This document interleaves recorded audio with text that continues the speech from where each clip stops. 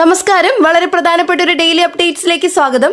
എല്ലാവരും അറിഞ്ഞിരിക്കേണ്ട പ്രധാന അറിയിപ്പുകളെ കുറിച്ചാണ് ഇന്നത്തെ വീഡിയോയിൽ പറയുന്നത്. നിലവിലെ എല്ലാ പാർട്ടികളും അവരുടെ പ്രകടന പത്രിക പുറത്തിറക്കിയിരിക്കുന്ന സമയമാണ്. നിലവിലെ ഏറ്റവും വലിയ ആനുകൂല്യം 63 ലക്ഷത്തോളം വരുന്നവരുടെ സാമൂഹ്യ സുരക്ഷാക്ഷേമ പെൻഷനാണ്. ഇതിന്റെ അടിസ്ഥാന നിരക്കിൽ മാറ്റം വരുമെന്ന് ഉറപ്പായി കഴിഞ്ഞു. മെയ് മാസം മുതൽ ഏറ്റവും കുറഞ്ഞ പെൻഷൻ തുക 3000 എന്ന രീതിയിലേക്കാണ് മാറ്റപ്പെടുന്നത്. ഇതോടൊപ്പം തന്നെ ഭിന്നശേഷിയുള്ളവരുണ്ടെങ്കിൽ അവർക്ക് 25% തുക അധികമായി കൂടി ലഭിച്ചേക്കാം. മെയ് മാസം മുതൽ തന്നെ ഇത് പ്രാബല്യത്തിൽ വരുമെന്നാണ് ഇപ്പോൾ പാർട്ടികളൊക്കെ തന്നെ അറിയിച്ചിട്ടുള്ളത്. ഇതുകൊണ്ട് തന്നെ കൃത്യമായിട്ട് ഈ കാര്യങ്ങൾ നിങ്ങൾ എല്ലാവരും ശ്രദ്ധിക്കേണ്ടതാണ്. ഇത് മാത്രമല്ല, നമ്മുടെ വോട്ടവകാശം, അതായത് ഈ 2026 നടക്കാൻ പോകുന്ന നിയമസഭാ തെരഞ്ഞെടുപ്പിൽ തീർച്ചയായിട്ടും നമ്മുടെ വോട്ടവകാശം വിനിയോഗിക്കുന്നതിന് വേണ്ടി അത് കൃത്യമായിട്ട് ഉചിതമെന്ന് തോന്നുന്ന വ്യക്തികൾക്ക് കൊടുക്കുന്നതിന് വേണ്ടിയിട്ട് നിങ്ങൾ ശ്രദ്ധിക്കേണ്ടതാണ്. ഇനി സർക്കാരിന്റെ ക്ഷേമ പെൻഷനുമായി ബന്ധപ്പെട്ട മറ്റൊരു പ്രധാനപ്പെട്ട കാര്യമുണ്ട്. എല്ലാ വർഷങ്ങളും കൃത്യമായിട്ട് രേഖകൾ സമർപ്പിക്കുന്ന കാര്യം, വരുമാന സർട്ടിഫിക്കറ്റ്, മസ്റ്ററിംഗ് പോലുള്ള കാര്യങ്ങൾ, അല്ലെങ്കിൽ നോൺ റീമാരേജ് സർട്ടിഫിക്കറ്റുകൾ, അങ്ങനെ സർക്കാർ ആവശ്യപ്പെടുന്ന രേഖകൾ കൃത്യസമയത്ത് കൊടുത്തിത് പുതുക്കുന്നതിനായിട്ട് ശ്രദ്ധിക്കേണ്ടതാണ്. ഏതെങ്കിലും രേഖകൾ വിട്ടുപോകുന്ന പക്ഷം നമുക്ക് പിന്നീട് തടസ്സങ്ങൾ വരും. ഇനി ഇതോടൊപ്പം തന്നെ ഇത്തരം പദ്ധതികളിലേക്ക് അർഹതയുള്ളവർ അപേക്ഷകൾ നൽകുന്ന കാര്യം കൂടി പ്രത്യേകം ശ്രദ്ധിക്കേണ്ടതാണ്. ഓൺലൈൻ സർവീസ് സെന്ററുകൾ വഴിയാണ് അപേക്ഷകൾ സമർപ്പിക്കേണ്ടത്. 60 വയസ്സ് പിന്നിട്ടവർക്ക് വാർദ്ധക്യകാല പെൻഷൻ സ്കീമിലേക്കും അപേക്ഷകൾ സമർപ്പിക്കാം. കുടുംബ വാർഷിക വരുമാനം 1 ലക്ഷം രൂപയിൽ താഴെയായിരിക്കണം. ഇനി അതോടൊപ്പം 1 ഏക്കറിന് മുകളിലൊക്കെ ഭൂമി ഉണ്ടാകാൻ പാടില്ല. 2000 സ്ക്വയർ ഫീറ്റിന് മുകളിൽ വിസ്തീർണമുള്ള വീടുണ്ടാകാൻ പാടില്ല.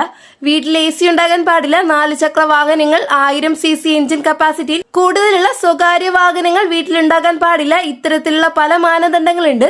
ഇതെല്ലാം കൃത്യമായി പാലിക്കുന്നവരായിരിക്കണം. ഇവിടെ APL BPL റേഷൻ കാർഡ് വ്യത്യാസമില്ലാതെ അർഹതയുള്ളവർക്ക് ആനുകൂല്യം ലഭിക്കുന്നതാണ്. രണ്ടാമത്തെ മറ്റൊരു പ്രധാനപ്പെട്ട അറിയിപ്പ്, സംസ്ഥാനത്തെ റേഷൻ വിതരണം ഏപ്രിൽ മാസം 4-ാം തീയതി ശനിയാഴ്ചയാണ് ആരംഭിച്ചിരിക്കുന്നത്. മുമ്പത്തെ സാഹചര്യത്തിൽ പോലെയല്ല, 2 മാസത്തെ റേഷൻ നമുക്ക് ഒരുമിച്ച് വാങ്ങാനുള്ള അവസരം ലഭിക്കുന്നു. ഏപ്രിൽ മാസവും മെയ് മാസവും റേഷൻ വിതരണം ചെയ്യുന്നത് ഇന്ത്യയിലെ പ്രതിസന്ധിയുടെ പശ്ചാത്തലത്തിലാണ്. പ്രത്യേക രീതിയിൽ വിതരണം ചെയ്യാൻ കേന്ദ്ര സർക്കാർ നിർദ്ദേശം നൽകിയിട്ടുണ്ട്. AYY റേഷൻ കാർഡ് ആണെങ്കിൽ 60 കിലോ അരി വരെ ലഭിക്കും. BPL റേഷൻ കാർഡ് ആണെങ്കിൽ 1 മാസത്തേക്ക് 4 കിലോ അരിയും 1 കിലോ ഗോതമ്പുമായിരിക്കും. ഇപ്രാവശ്യം അത് 8 കിലോ അരിയും 2 കിലോ ഗോതമ്പ് വീതം ലഭിക്കും. APL റേഷൻ കാർഡുകൾക്കും ഇതേ രീതിയിൽ തന്നെ ഇരട്ടിയോളം ആനുകൂല്യങ്ങൾ അനുവദിച്ചിട്ടുണ്ട്. നിലവിൽ ഏപ്രിൽ മാസത്തെ വിഹിതം മാത്രമായി ഈ മാസം വാങ്ങാം, അല്ലെങ്കിൽ ഏപ്രിൽ മെയ് മാസങ്ങളിലെ വിഹിതം ഒരുമിച്ചും ഇപ്രാവശ്യം വാങ്ങാം. എന്നാൽ മെയ് മാസം വീണ്ടും രണ്ടും കൂടി വാങ്ങാനായിട്ട് സാധിക്കില്ല. മെയ് മാസത്തെ വിഹിതം മാത്രമേ ലഭിക്കൂ. അതിനാൽ റേഷൻ ആനുകൂല്യങ്ങൾ എല്ലാവരും പ്രയോജനപ്പെടുത്തുക. ഏറ്റവും കൂടുതൽ ആനുകൂല്യങ്ങൾ വിതരണം ചെയ്യുന്ന ഒരു സമയമാണ് ഇപ്പോൾ വരാനിരിക്കുന്നത്. ഏപ്രിൽ 4-ാം തീയതി വിതരണം ആരംഭിക്കും. അതിനുശേഷം എപ്പോൾ വേണമെങ്കിലും നമുക്ക് റേഷൻ ആനുകൂല്യം വാങ്ങാനായിട്ട് സാധിക്കുന്നതാണ്. മൂന്നാമത്തെ മറ്റൊരു പ്രധാനപ്പെട്ട അറിയിപ്പ് ആധാർ കാർഡ് പുതുക്കലുമായി ബന്ധപ്പെട്ടതാണ്. വിദ്യാർത്ഥികൾ നിർബന്ധമായും പുതുക്കൽ നടത്തേണ്ടതാണ്. 5 വയസ്സ് മുതൽ 17 വയസ്സ് വരെയുള്ള വിദ്യാർത്ഥികൾക്കും കുട്ടികൾക്കും നിർബന്ധിത ബയോമെട്രിക് അപ്ഡേഷൻ ആവശ്യമാണ്. വിദ്യാർത്ഥികളുടെ സർട്ടിഫിക്കറ്റുകൾ, എൻട്രൻസ് പരീക്ഷകൾ, മറ്റ് മത്സര പരീക്ഷകൾ, സ്കോളർഷിപ്പുകൾ എന്നിവയ്ക്ക് ഉപയോഗിക്കുന്നതിനായി ബയോമെട്രിക് അപ്ഡേഷൻ ഉൾപ്പെടെയുള്ള ആധാർ പുതുക്കേണ്ടത് ആവശ്യമാണ്. വളർച്ചയുടെ ഘട്ടമായതിനാൽ നിർബന്ധിത ബയോമെട്രിക് അപ്ഡേഷൻ കേന്ദ്ര സർക്കാർ നിർദ്ദേശിച്ചിരിക്കുന്നു.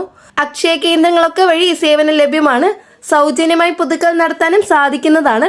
എന്നാൽ തിരുത്തലുകൾ പോലുള്ള കാര്യങ്ങൾക്ക് അധിക ചാർജ് ഉണ്ടായേക്കാം. അതിനാൽ അക്ഷയ കേന്ദ്രങ്ങളിൽ ബന്ധപ്പെട്ട ടോക്കണുകൾ എടുത്തിട്ട് കൃത്യസമയത്ത് പോയി ആധാർ പുതുക്കുന്നതിന് വേണ്ടിയിട്ട് വിദ്യാർത്ഥികളും കുട്ടികളും ശ്രദ്ധിക്കേണ്ടതാണ്. രക്ഷിതാക്കൾ ഈ കാര്യത്തിൽ മുൻകൈ എടുക്കേണ്ടതാണ്. വളരെ പ്രധാനപ്പെട്ട കുറച്ച് വിവരങ്ങളാണ് ഇന്നത്തെ വീഡിയോയിലൂടെ ഷെയർ ചെയ്തിട്ടുള്ളത്.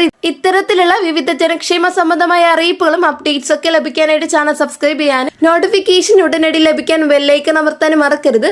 നെക്സ്റ്റ് ഡെയിലി അപ്ഡേറ്റ്സുമായിട്ട് കാണാം. എല്ലാവർക്കും നന്ദി, നമസ്കാരം.